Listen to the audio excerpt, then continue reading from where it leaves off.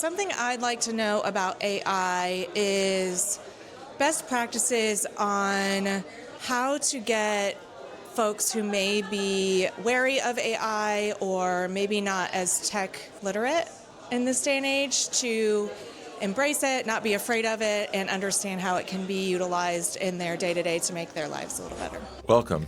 This is RoboSource's video Q&A series, where we're here to guide you from AI confusion to AI clarity. This is our CEO, Jason Butler, your guide for today. Here's one of my favorite things to do. Most of the time you're wary with AI because you haven't really played with it.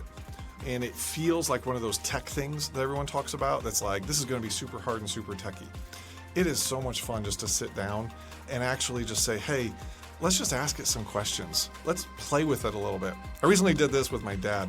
So my dad's retired and he was actually a pastor. And so I sat down and I was like, all right, Dad, let's start to play with AI a little bit. And he's like, I don't even know what I would do with it.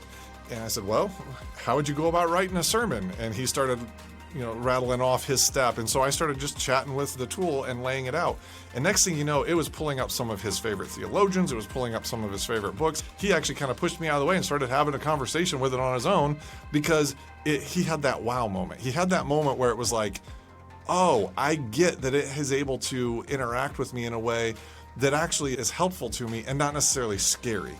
And so one of the best things to do is just sit next to somebody and walk them through one of their use cases. Ask them to ask it questions.